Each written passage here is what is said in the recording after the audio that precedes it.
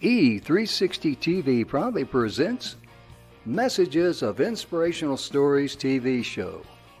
Live streaming now to millions of devices around the world on Roku, Apple TV, Amazon Fire TV, Android TV, YouTube Live, Facebook live streaming. Our shows are available video on demand on these channels. And we broadcast daily, Monday through Friday at 4 p.m. Eastern Time on these channels. On Mondays, Expanding Your Business. Tuesdays, Natural Health and Wellness. On Wednesdays, we cover mentoring our youth. And on Thursdays, our new show, Ideas Worth Knowing. And on Fridays, Women in Leadership. To be able to watch our television show on your favorite device, please go to e360tv.com and download the app for your favorite device. Brought to you by our producers and hosts, Jimgrant and donnaguinouard. Along with our host, Beata Severin-Reed and Emersonbrantley.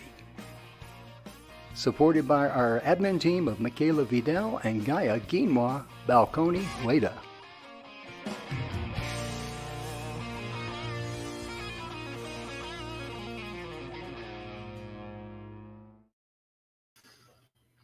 And welcome to the show, ladies and gentlemen. The Messages of Inspirational Stories is proudly brought to you by our sponsors, the 6minutewebinar.com, as well as ideasworthknowing.com. You folks that follow the show hear me talk a lot about the 6-minute webinar. It truly is a wonderful, wonderful tool for you to use in your business. And regardless of what you want to do, if you want to give a presentation on something, whatever it might be, the 6-minute webinar enables you to zero in directly on your ideal client.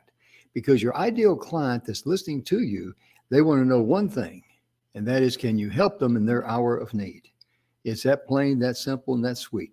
Now, Ideas Worth Knowing, you might have saw that. That's our Thursday show. Emersonbrantley and C. Mike Lewis, they're the two that had that show up. And Emerson came to me and, wanted to talk about him and Mike wanted to do this joint venture together. And I forgot to put up the websites there as I'm talking about these wonderful places. That's a 6-minute webinar there. But Mike he's a very successful publisher. He has over 1,000 best-selling authors. So he contacted the authors and says, hey, I want to set up a series of books on certain topics, kind of like a chicken soup series. And I want to be able to provide people with a great inventory to fit their needs. Starting out, most of them is aimed at business, but it's going to be expanding from that, kind of like an accordion, just going to stretch it on out there. And the beautiful thing about it is anyone, anywhere can go there, sign up for their library card, and receive 10 complimentary books. And when we say complimentary books, we mean 10 complimentary books. I mean, there's no follow-up. There's no, try to sell you something else. And just go to this website here to receive your complimentary 10 books you see there on the marquee. To get your library card, ideasworthknowing.com. Just sign up there and they'll send it to you. And I know that Mike is updating the website. So if at first you don't succeed, try again. Anyway, today I have a very good friend of mine that I've known for many years going to be joining us today. And I'm familiar with a little bit of her journey. And Kim is a lady that really she's been there, she's done it, she's got skin in the game. To say she's a survivor I don't know if that's accurate. What I'm saying is that she's a leader. She became extremely proactive, and I'm going to invite her to the stage here to join us here on the show. And ladies and gentlemen, let's welcome Kimberly to the show here. Here she is. Hi. Hi, how you doing? I'm good. How are you? Fine, fine. And you adjust your camera a little bit. It looks like you're making me look tall. There we go. There we go. Oh, yeah. And just, there we go. That's perfect. Yeah, I was just talking a little bit about you. You know, we've known each other for many years. Oh, 5, 6, 7 years, something like that. I don't know. But I'm a little bit familiar with, your lifestyle and all. And like I said, uh, being a survivor is one thing. I didn't think that's a good way of describing you, but you are a leader to say, hey, we can get out of this mess. We can pick up the pieces and go on because you have done exactly that, haven't you? Well, one, thank you very much, Jim. I appreciate it. But the way that I look at it is that I have been on a very, very long journey Hmm. that I would hope nobody else has to be as long as mine was. Hmm. But one of the things that was so beneficial is that I was able to start to see really, who I was as a person. That when I looked in the mirror, I actually liked the person I saw on the other side. And when I, excuse me, when I came, to those realizations, for me, uh, I looked at it as that, if I have felt this way, then like how many other people are in that same boat. Hmm. And I thought, oh my gosh, like, I know what it's felt like, and I know what the experiences have created in not fun experiences. And Hmm. so it just was really important to me to want to make sure that others do not have that same journey. It's Hmm. so important that at that step where I think that there is a falsity at thinking that that the journey's done if the victim leaves the abuser, Hmm. but actually it's really just beginning, because Hmm. there is so much that is in your head that when you are actually on your own, then what it is that you are fighting against are the same things that you start to doubt yourself, that you can't actually move forward in your life. And Hmm. so because you're feeling that way, you tend to not ask for help or go for help, or let people know that you're suffering. Hmm. And that's why there is such a high percentage uh, of victims that wind up returning to the relationship. Hmm. My first marriage, it took 3 times to filing divorce and 10 years for it to actually be a done deal. So I'm certainly understand, and there is no such thing as needing to blame the victim for returning, because it's a very common thing when people say, well, they went back, so they knew what they were going in for, so they must enjoy it. Well, that's Yeah. a completely wrong Hmm. thought process for people to be having. Oh, yeah. That's a very ignorant and narrow minded view of it because there's a lot of different things going on because every situation is different. What I really admire about you, Kim, is the fact that, you know, you had to deal with what you had to deal with there, but then that kind of inspired you in a way to say, hey, I can help others. I can be their voice when people don't know what to say or where to turn to. And your journey has led you down a very impressive path. Would you share, some of the places where you've been and you've actually testified in front of, and share that if you would, please. Oh yeah, that has been such a fun experience. I have spent quite a few years now going and testifying in front of the state house and senate. And I have been part of a public policy committee where we actually look at like some of the bills that are going to be up for the session, and Mhm. whether we feel that it's in the best interest or maybe it's not in the best interest. And so your thought process of why it is that you're testifying can change. And I actually have several that are very important to me because it really was spot on with so many things that I have experienced personally, that it was very, very important to me to want to be able to get up there and tell them my story, because change can only happen when somebody can connect with an emotion. If somebody's never been through that, they don't understand how to connect with that emotion. And so then the words on the paper, they don't get up and start playing, because they're just flat and dead, because there's nothing that is connecting them to the emotion of what happens in that realm of experience. So, it was interesting because one in particular, it was for harassment and stalking on social media.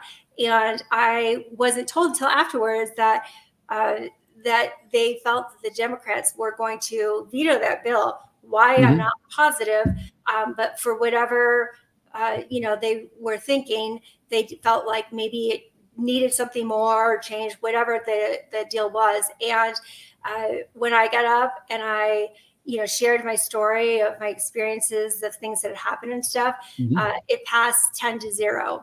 So that was a huge, huge accomplishment of something that was pretty much, they felt like, on the books, because at the time, there was more Democrats in that committee than there were Republicans. So, the opportunity for it to wind up being vetoed was much greater. So, there's bliss in going in blind. So there was no pressure on me. It was just going in and, sharing my experience and why I felt it was so important. And then it went into the Senate, and I testified in the Senate. And what was the most amazing experience is that the chairman, because you normally only get like 3 minutes. So it's like, how fast can you talk and get everything you need to get in within like 3 minutes? And when I got done, because they kind of let you know when it's getting close to the end. So I like even sped up even like faster, like I can't leave anything out.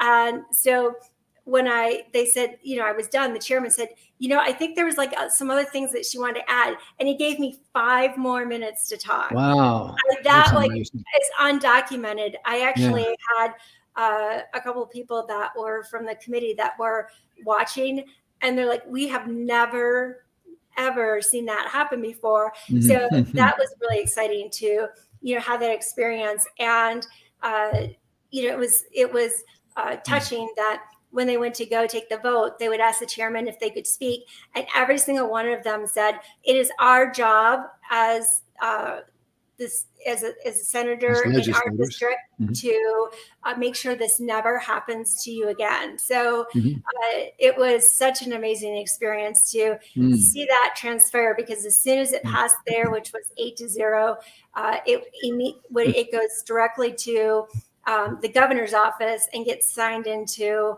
a bill. So, that is something that I will always cherish. Yeah. There's one thing I wanted to ask you. When you were in there testifying, how you can kind of pick up on things, how if people are sitting there and they're looking at you like this, what was their body language like, number one? And number two, after hearing you speak, of course, I know you only have 3 minutes and you were just presenting your case, but did they ever ask you any, kind of like intelligent questions that kind of like, wow, these people are really, did they do any questions there afterwards or not?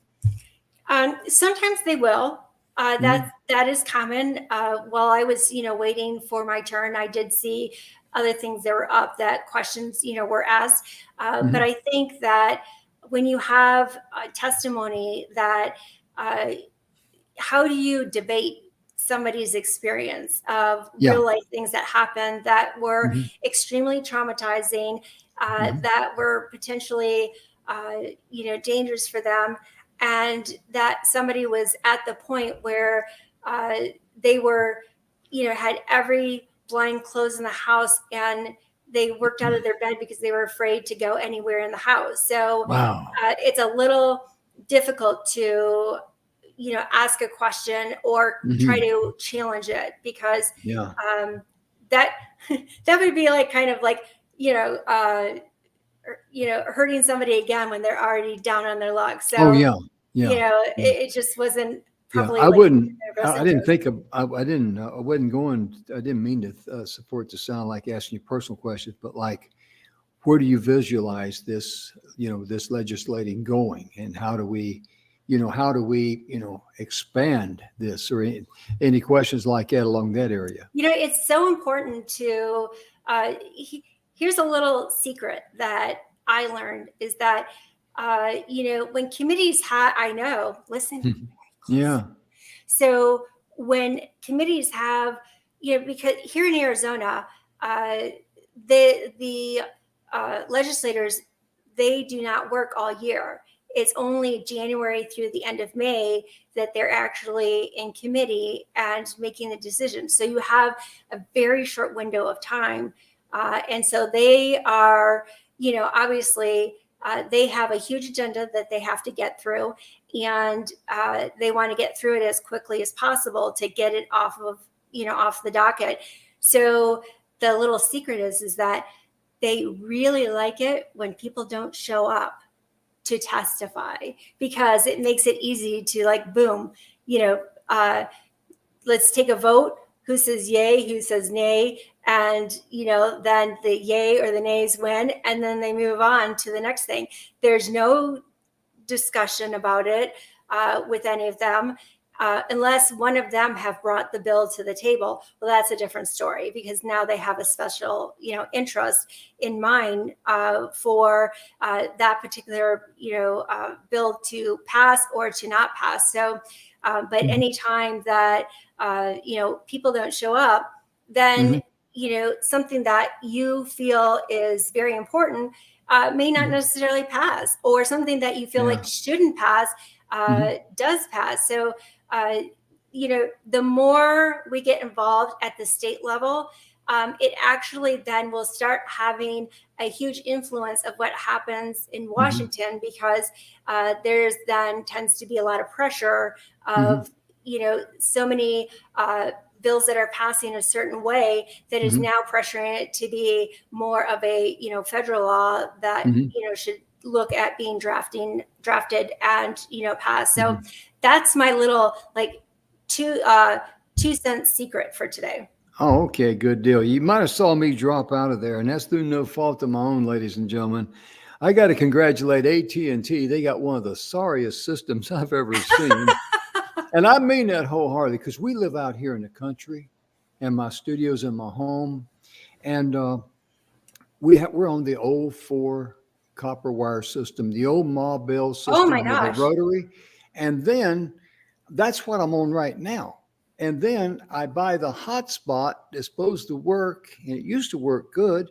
And I was on my, show, and my hotspot went down. I'm going like, it still shows blue, but the only thing it made blue was me. Anyway, I apologize for that, but I just gotta give a hand to AT&T. They've been promising me for about the last 10 years they're gonna get fiber optics out here, and I wrote their corporate office and told them I was going to, just share with the folks out there in TV land what a wonderful company AT&T was, and they don't even have to pay me for that, They just, But one thing I wanted to say, Kim, this really sets the precedence, what you did, for it to domino in other states and get more of a, because now the foundation where you're at, it's been laid, and that has a tendency to branch out, because other lawmakers in other states would say, hey, especially if it's brought to their attention. Well, I'm actually glad that you thought of bringing that up, because actually it was very monumental decision that was made in the Supreme Court just a couple days ago. I don't know if you heard about it, but they actually passed a law on stalking that it is up to the victim to prove that the person that is actually stalking them. And due to the fact that I fought so hard to, make sure that what past hair did, I am extremely frustrated by that decision, because that opens a whole can of worms of, putting everything back on the victim. And Yeah. then kind of like when you have it that aloof, by saying that, then, the question is then, where is that standard then? Like, where is like that mark in the sand where somebody says, okay, yes, you finally, like, you went over the line, like, we now have the amount of proof that we need, like that. And then that can change, from person to person to person, from court to court to court. It really sends such a horrible message. And then, when you finally get to the point where, you feel like you have law enforcement's ear, now with this now, passing, where it's back on the victim, all of a sudden we may not have the same amount of, support that we were once getting. So that is That's a bad huge, decision. huge is one of the biggest mistakes that the Supreme Court has made, and something that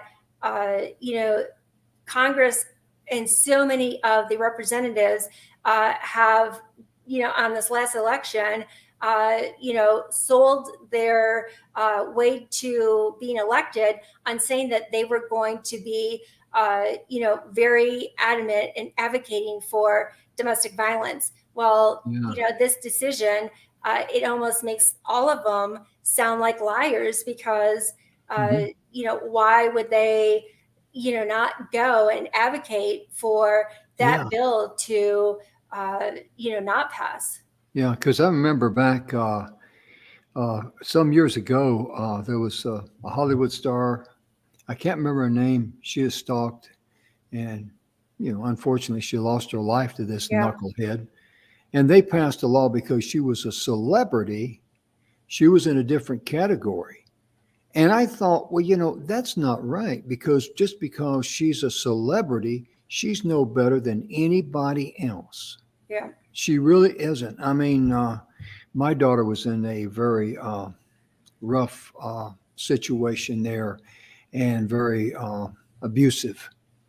And I'll be honest, I mean, I don't think she'd mind me saying this, because one day I'm sitting in my office, this is back when I still ran my manufacturing business, and she came in and she was in tears, and she said they had split up then and had not gotten divorced yet. But she said he's going to come up here, and he was on his way. He was going to shoot her.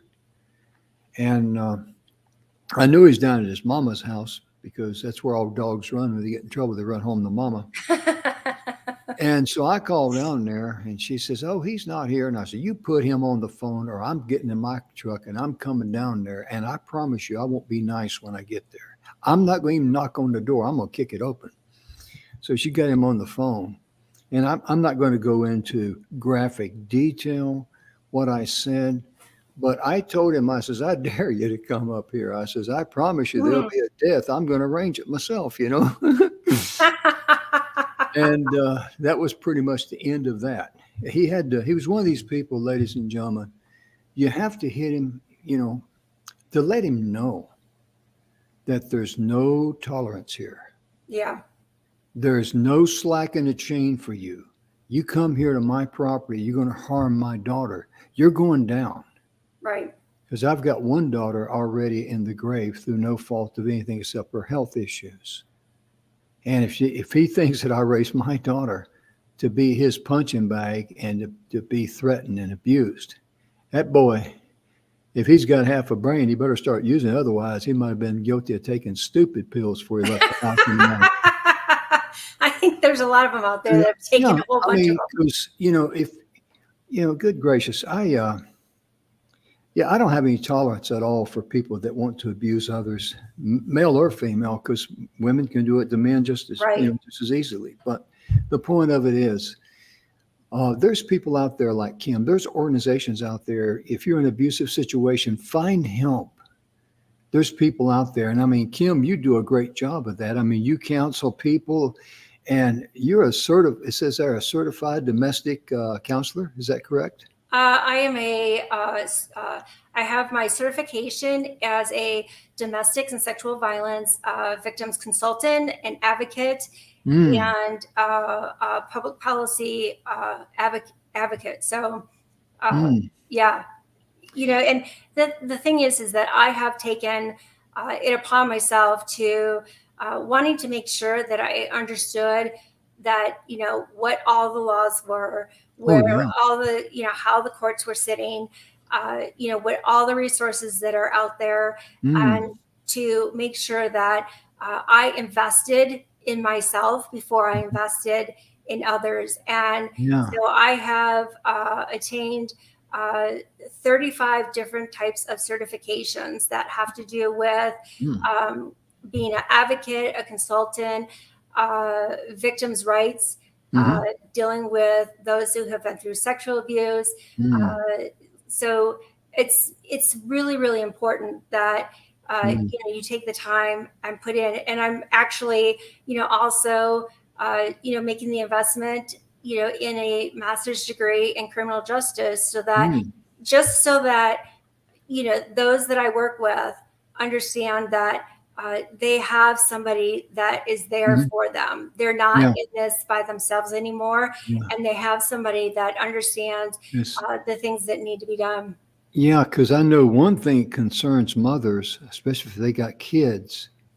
They stay in a bad relationship to have food and shelter and things like this for their kids, but that's a prison.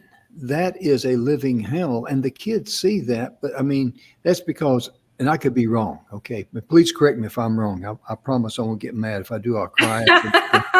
But they probably feel like they don't have anyone that they could turn to. I mean, I ain't talking about maybe they don't have a family member or something like that, but other resources like, women's shelters or anything like that. And they really don't know how to access that. Yeah, there actually is a fantastic program out there, and it's called ACES, ACES.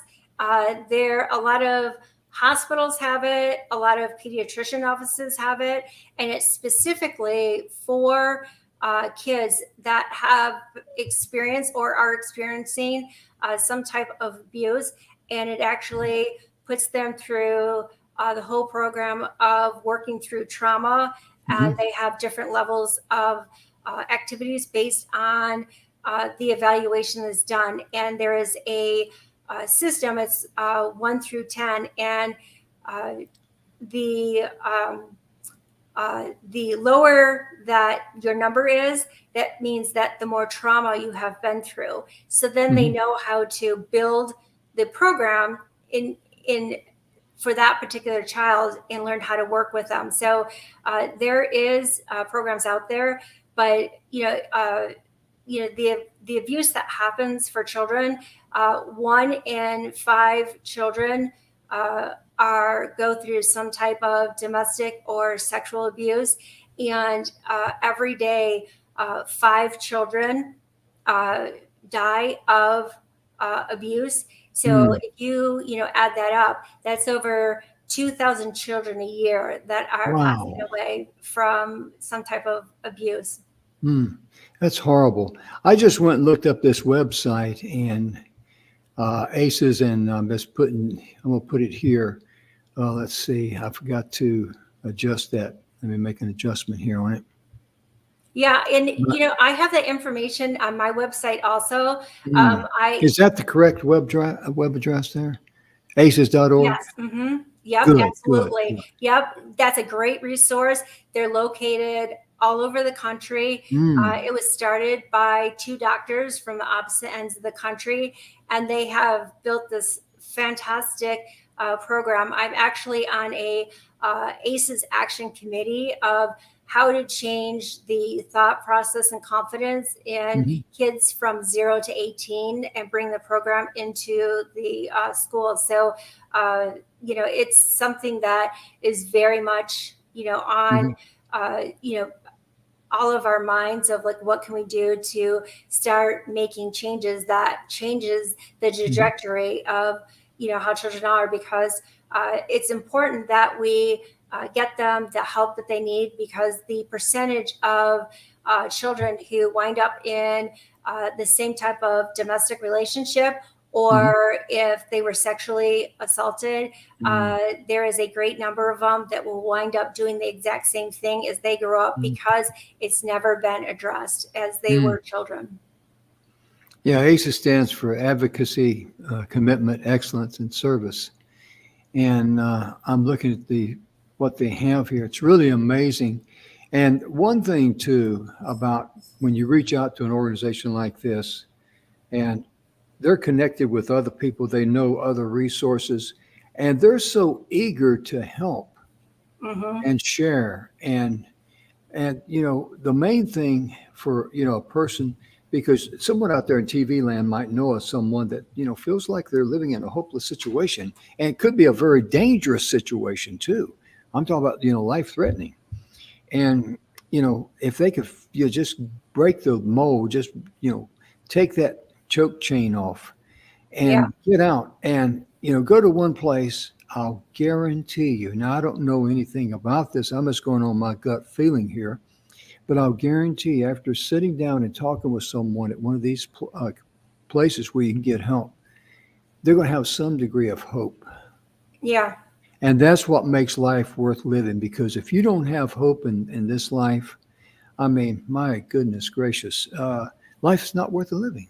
It No, really it isn't. all, also, Jim, too, is that most states will actually have a nonprofit that is specifically targeted Mhm. towards those that are under 21, Mhm. that has special programs that really, deal with, rebuilding them as a person, and, Mhm. activities and things like that. And really are straight on. And I know that here in the Arizona area, in the Phoenix area, I'm actually friends with a woman who started, it's called Bloom 365. And Hmm. they're a fantastic organization Hmm. for children. That's wonderful, because there's so many ways to give back. And for someone sitting out there in TV land that might be thinking, well, I'm not in an abusive situation, but what can I do? You could get involved Right. and asked how you could, whether it's maybe not with money, but how could you logistically support the operation to be able to help, people who come in that need help, that may be in a very life threatening situation. And you could say, hey, whatever they might need there.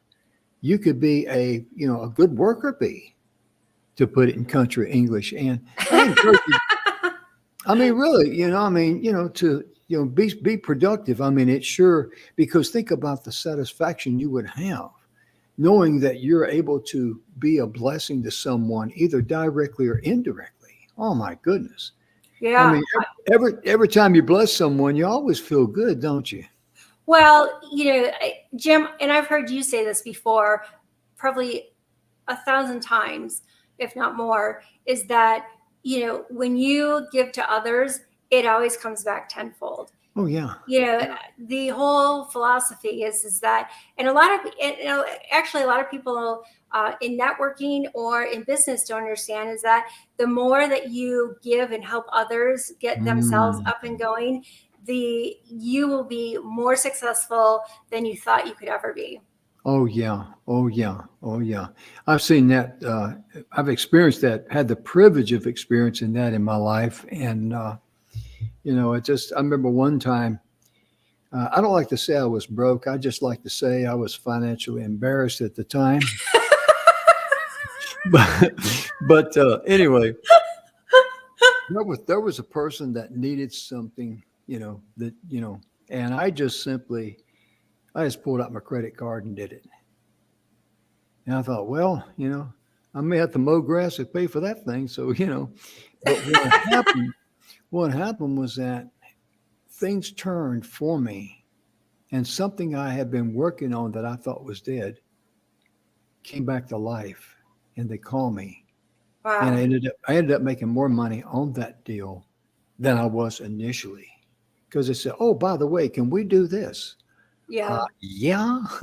I mean, I may have to get up early and work late and work on weekends. That ain't no Yeah, problem. no. You know, Ain't no problem for me. But that's an example of how yeah. when you know that you know that you know that's the right thing to do. That Don't was such ever, the perfect, yeah. don't ever let time or money be your reason for you not doing it. You are cheating yourself. You're robbing yourself, and you'll never be happy living a life like that. No, your body functions better, your soul functions better Mhm. when you have uh, given in some way. And it doesn't have to be materialistic. Mm-mm. It can just be a comment. It could be, a quick phone call, a quick text. Like there's so many different ways that we can change how, Mhm. someone's life is. And, I know for myself that I've been very, very busy the last several months. And so one of the things that I have made a point of doing is that, those that are very close to me, I'll take like 2 minutes in the morning and I'll send them a little emoji that looks like me so that they don't forget what I look like, and and Mhm. just say, I hope you have a great day. Yeah. I think the world of you.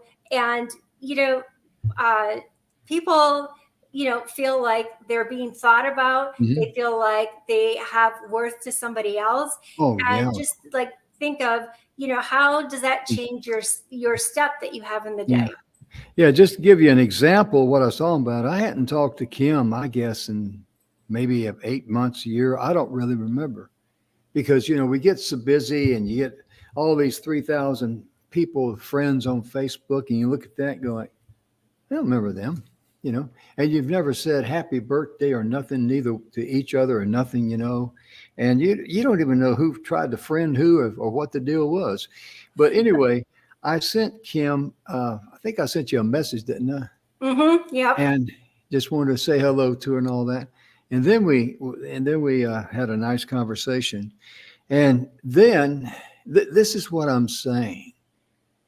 Always follow your gut, because I'm living proof. If you follow your gut, you're going to be okay. If you follow your head, you're going to be in trouble. So forget that one. That's a priceless gift right there. But anyway, I got on the phone with a friend of mine, and we talked about some personal things there, And anyway, it just dominoed from there. And then she was on the show last Tuesday with the health and wellness.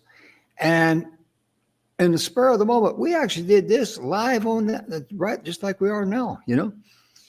We decided we're going to do a series of shows on Friday about what the work that she's doing, and she's going to be inviting other subject matter experts and maybe people that she has counseled in on this show for Friday for the next several weeks. So you want to be sure and make a note of that and share that with others. But it just goes to show you how, I just saw her picture and I thought, well, I hadn't said hello to Kim in a long time. We used to talk, frequently anyway. And mainly I'd talk and she'd laugh. That's basically what it was. But You have to anyway, stop being so funny. I won't have anything to laugh about. but anyway, that's a classic example how you just get a gut feeling to reach out to someone and say hello you hadn't spoken to in a while, and how it's leading you in a much bigger, a much bigger journey down there. And that's what happened. That's exactly what happened. And I don't even know. I think it was I said something about, hey, we're going to do a show on Friday or something like that. I don't even Yeah, remember how absolutely. Yeah, we were. absolutely. We were live on TV, and I thought, you know, since we got women in leadership on Friday, I don't look too well in a dress and a wig, especially with this nose. You know. But it just came to me. And when something like that comes to you, don't hesitate. Just go ahead and pop that clutch and let it go, That's a And, very good lesson that, took me a little long to learn, but once you learn it, mhm. it's a good one to have under your belt. And, Oh, yeah. I've had it happen several times this week, not only with, you and I, but yesterday I got a phone call Mhm. from a woman that I had just like her initials in her phone.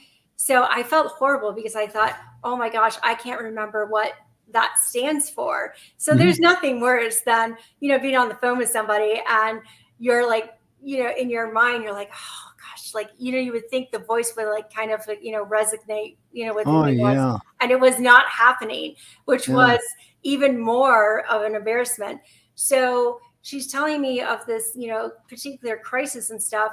Mhm. And she kind of gets to the end. And I said, like as tactfully as I could,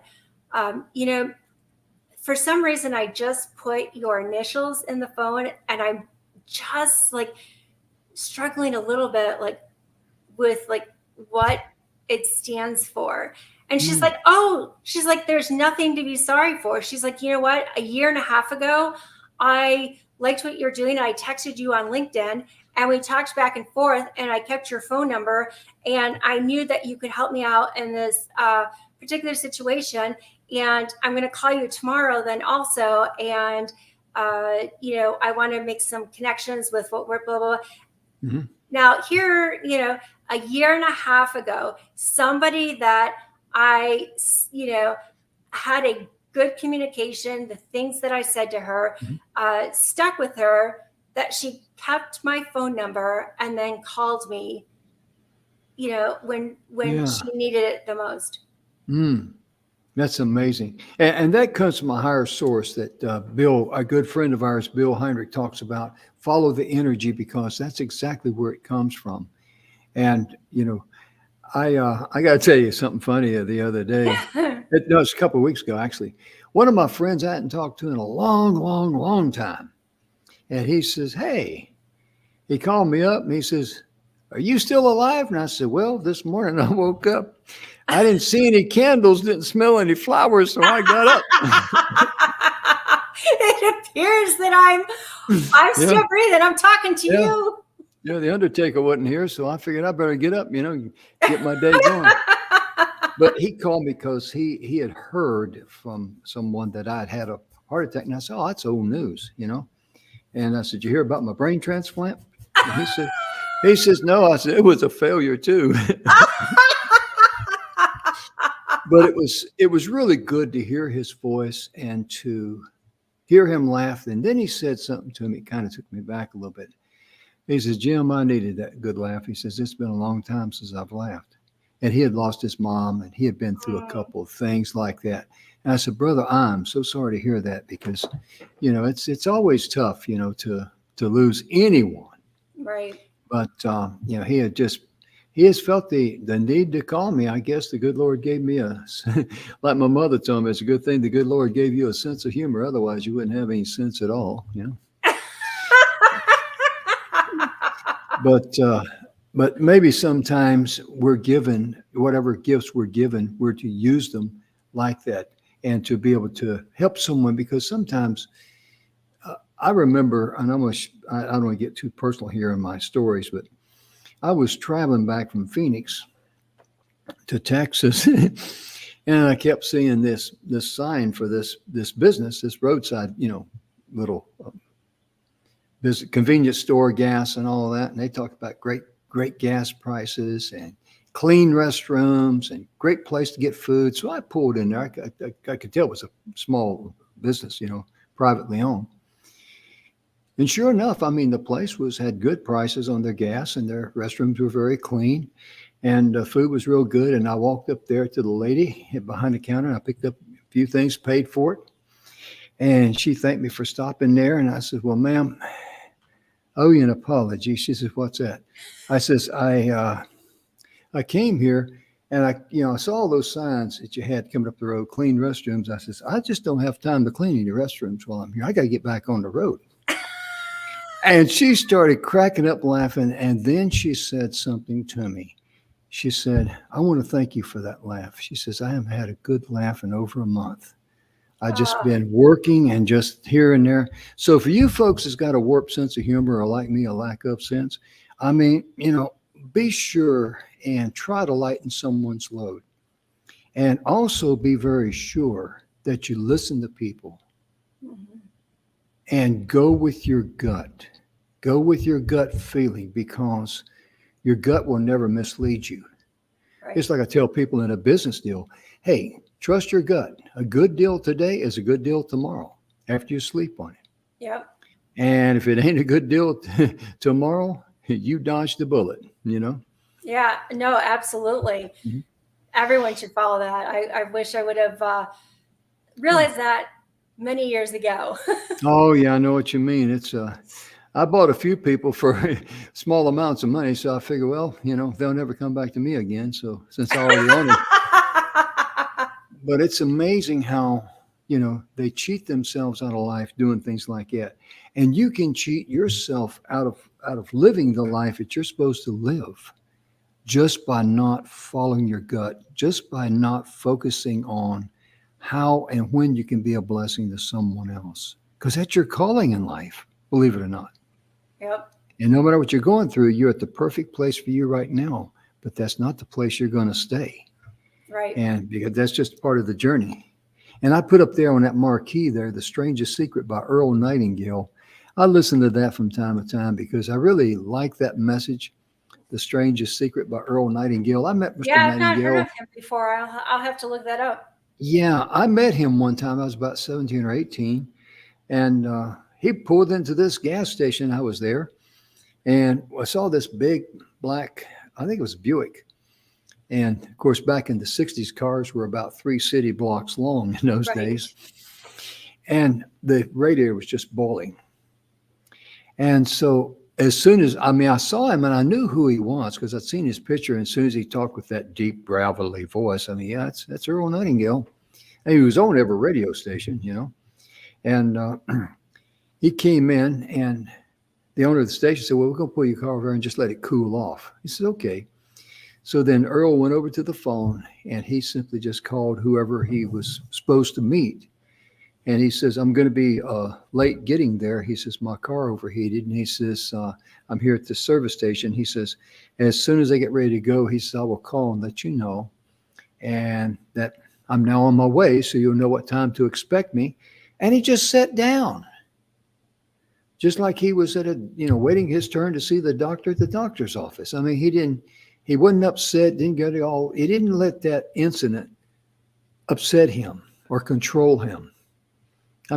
Obviously, if you're traveling somewhere, the last thing you want to see is your front of your car smoking like a coal burner, Yeah, that doesn't sound like it's going to be a good day. No, but the way he handled it is what I observed, and that's what I really liked. And I admired him. But when you hear his message, The Strangest Secret by Earl Nightingale, I just like for you to just lie there sometimes like I do and close your eyes and just listen to the words, because it's an MP3 type of video. All it's got there is a stationary picture, no video. And just listen to the words. Because first time I listened to it, and I'm not going to tell you what it is, but you'll know it when you hear it. He made a certain statement in there, and I'm going like, that can't be true, but yes, it is. That's all I'm going to say. All right. Well, now you have my interest, just because I want to figure out what it is that word is. Mm-hmm. It's really a precious thing. Preston Martelli. Preston also, him and I, we've talked about this. Preston's going to be 44 years old tomorrow. Wow. Yeah, he's another guy that I hadn't talked to, and I sent him a message that says, hey, bro, just thinking of you. Love you, like you, and I miss you, And he says, yeah, he said, let's talk next week. I've been thinking about you too. He said, I'm going to be 44 tomorrow. So Preston, I don't know if you're watching the show or going to catch it later, because I'm going to tell him we talked about you. But anyway, you can catch this video on demand. We're just like Netflix. We're live streaming and we're video on demand. But we're a lot more reasonable than Netflix. If you'd like to advertise with us, we accept cash with no IDs, so. But sincerely, That's an old joke, Jim. I You've been know it. telling I that know one it. for years. I know it. I know it. I'm an old boy. But sincerely, I just want to say to everyone out there, if tomorrow's your birthday, today's your birthday, if you just had a birthday, we hope you had a wonderful birthday, really. Happy birthday. And be thankful. Goodness, I'm going to be 75 in August, and heck, I didn't think I'd be around that long. So, but anyway, I'm not complaining. I'm not going to, or anything like that. I mean, You're not going anywhere anytime soon, Jim. I know it. I know it. I mean, like I say, the candles are not on and the flowers are not in the room. So I got to get up and go. But, let's talk a little bit about what we're going to be doing next Friday. We're going to be talking about this series here of women and men too, for that matter, people that live in abusive situations, because that is a horrible place to live, because it's not a home. It's because a home is a place where you go and you're safe, you're secure, and you feel loved. At least it should be that way. Absolutely. And, here's another thing, Jim, that's so wonderful about what it is that we're doing is that there are so many different parts that actually touch a domestic violence victim, that when you hear a big news story of something that's happened, you only hear what it is they choose to tell you. There's so many bits and pieces that go with it that nobody hears about. And, it's a whole process, like I was mentioning earlier, the journey really begins after they leave, because there's so many different aspects that they wind up, especially if they have children involved. Oh, yeah. It's a whole nother, process. So we're going to be touching on all those different areas, and then what they can do to help themselves too, to start rebuilding and finding their strength and their own voice again of what their own opinion is. Mm-hmm. Absolutely, because that's very critical for a person to know their self-worth and to realize that yes, you're very, very valuable. You really, truly are. And if anyone is telling you that you're not valuable, just love them enough to forgive them of their ignorance and let them go. Yeah. Let them go, because all they're going to do is just, drain your energy. And the only reason why they want to say bad things about you is to make themselves feel better about themselves. And that's a true snapshot there of how bankrupt they are on the inside in their morals, their values, and their self-worth. I mean, it's pitiful. It really is to be that bankrupt, but that's exactly what's going on. Well, our time's about gone here. We're about. I don't know how that happens. I don't know what it is when the two of us get together, but time just flies. Oh yeah, absolutely. We have a lot of fun together. We laugh together. We talk together. But most importantly, we're so glad and we're so very, very thankful, ladies and gentlemen, that you tuned in today. And please be sure and share our show with others. And we're going to be back next Friday covering more information on this topic here, because the women in leadership, I mean, we normally think of, business people and things like that, but it really takes a lot of leadership for someone like Kim to stand up and just dust themselves off and just say, hey, I'm going to be the guide on here. I'm going to carry the torch. I'm going to lead the way, because I know how I felt. And that was one thing that I learned, or what I was told, I should say, when I first became a senior NCO in the military. This master sergeant took me aside and he says, remember one thing. He says, don't ever forget how you felt when you were a private.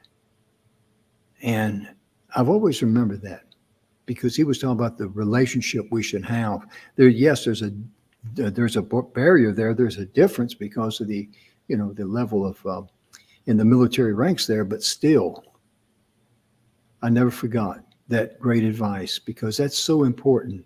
And that's what Kimberly has done. She remembers how she felt, and that was her inspiration, the catalyst to rise up and not just say, well, I'm out of the situation. Finally, I'm going to forget about it. I'm going to go on my life. I'm going to do a mental dump. But her calling led her in a greater direction. Would you agree with that? I would never had imagined to be in the spot that I am now. And I'm so honored and privileged to have the opportunity to, just when I think that I feel like I'm going to do something for them, I wind up realizing the gift is always on me. So what a blessing. Oh, yeah. And next week, I was going to do it during this show, but I forgot. But next week, I'd like for you to share a couple of experiences that you've had helping clients, maybe a false first name or something to protect protect them. But, just share with us, a couple of things a couple of people you've seen that you've helped in your counseling. And how that made you feel on the inside. That I'd be interested in that story. And I know some folks out there. Yeah, absolutely. We can touch on that. And, I think that also too is that I don't know if it'll be next week, but I know that maybe the week after or something that it's all about, the steps to making effective decision making, which is so important that when you start out, and you're away from it, of being able to figure out where your voice is again, of where you stand on things. Absolutely. And I've already told Kim, she's a subject matter expert on that. So be sure and I'll just let her, take the information she wants to share at the proper time in the sequence she wants to, because she's been there, she's done it, she's got the experience, she's got the education, she knows what she's doing. The only thing I know how to do is complain about AT&T and my internet.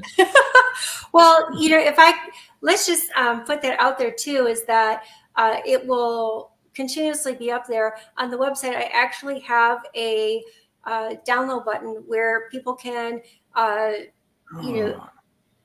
grab free resources and information all on domestic violence. So it's there for free for everybody to take for themselves.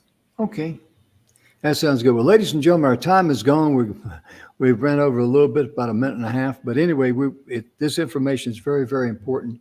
Thank you again for tuning in. And on behalf of Kim and myself, we sincerely hope that you and your loved ones are healthy, happy, and blessed in all areas of your life.